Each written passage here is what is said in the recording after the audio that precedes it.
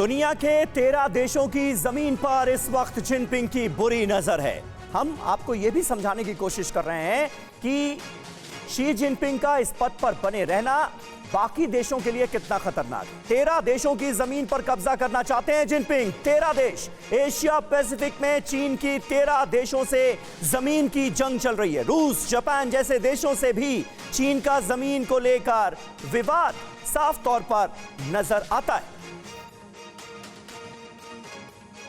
तो दुनिया के 13 देशों की जमीन कब्जाने की पूरी कोशिशें आने वाले वक्त में भी इसका मतलब है जारी रहेंगी। जिनपिंग के टारगेट पर वो 13 देश, 13 मुल्क कौन कौन से हैं, ये जरा हम आपको दिखाते हैं। पहला नंबर तो जाहिर है ताइवान का है और ताइवान पर सबसे ज्यादा खतरा भी है। म्यांमार का दूसरा नंबर, तीसरा नंबर है मंगोलिया का।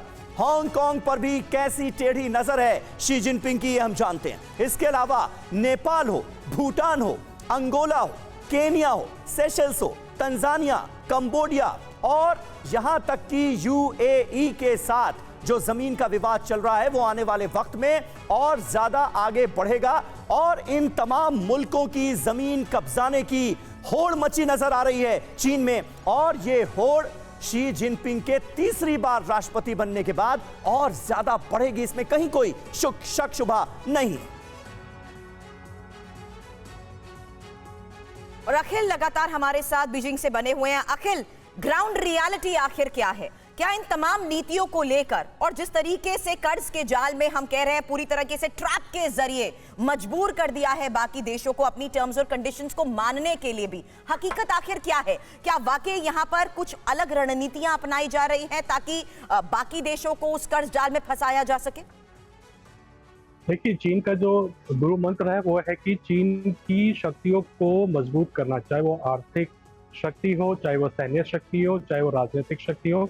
चीन का अपना कद वैश्विक स्तर पर ऊंचा करना, ये उसका चीन का एक मंत्र है, जो कि चीन उसी पर ही अग्रसर है और चीन इसी को ही आगे महत्व देता रहता है।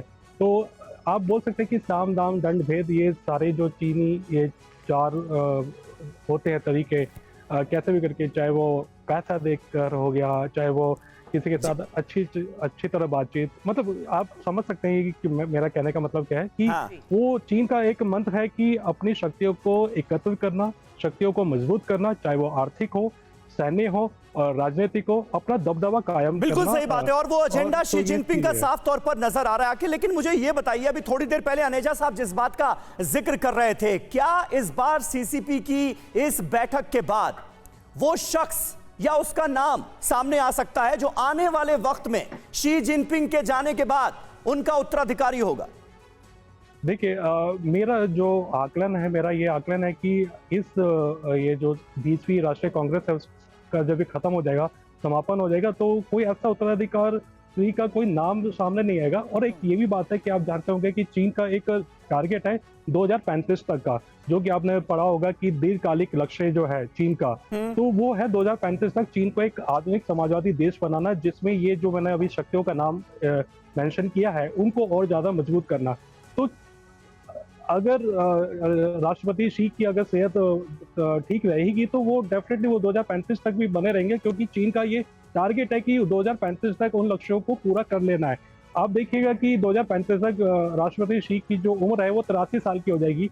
और यही अगर हम तंग शाओपिंग की बात करें, जो इनके जो आर्थिक सुधारक जो नेता माने जाते हैं, उन जब 1989 में वो जब रिटायर हुए थे राष्ट्रपति के पद से, उनकी भी उम्र 83 साल की थी। तो उसमें कोई ऐतराज नहीं होगा किसी को भी कि अगर वो 83 साल तक राष्ट्रपति बने रहते हैं।